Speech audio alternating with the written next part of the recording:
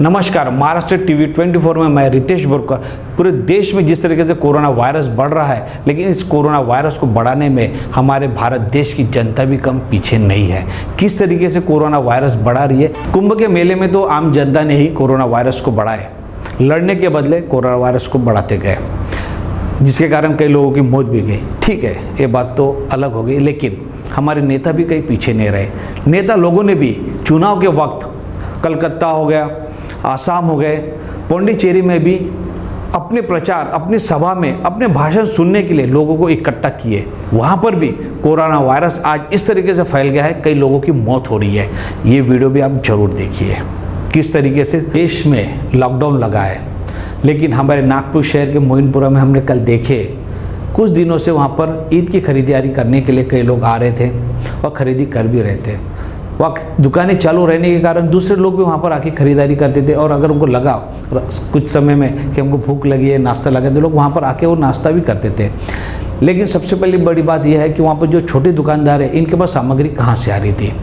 ये सब सामग्री आ रही थी हमारे नागपुर के होलसेल दुकानों से, यानी गांधीबाग, इतवारी, जहाँ पर इन सबसे बड़े होलसेल लोग बैठे हैं, यही लोग उनको माल पहुँचा रहे थे। यानी कपड़े हो गए, जूते हो गए, अदर सामग्री, सभी चीज़ें। सबसे पहले इन दुकानदारों पर जिस तरीके से कल कार्रवाई हुई, इनसे पहले होलसेलर जो माल बेच रहे थे उनके ऊपर भी कार्रवाई होना जरूरी थी, क्योंकि यही लोग हैं अपने चंद पैसे कमाने के लिए। इन लोगों ने ना लॉकडाउन देखे, ना कोरोना वायरस देखे, कुछ भी नहीं देखे, सिर्फ अपने चंद पैसे कमाने के लिए छोटे दुकानदारों को इन लोगों ने कपड़े और अदर सामान बेचे।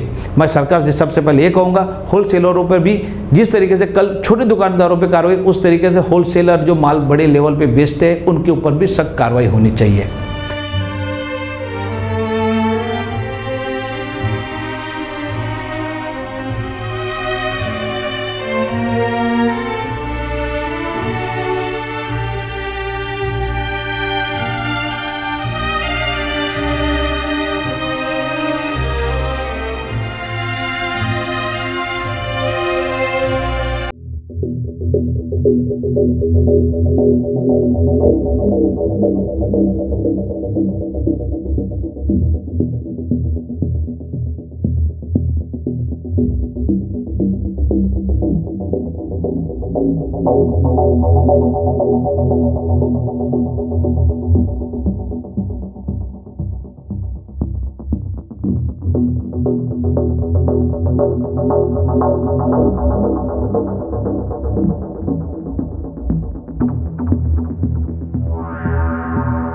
इनको माल बेचने वाले जो होलसेलर, उनके ऊपर भी कार्रवाई होना जरूरी है।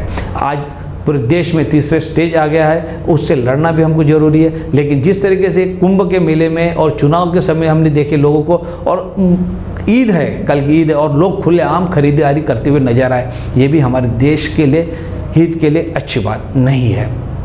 आज के लिए इतना ही। मैं रितेश बोरकर, नमस्कार।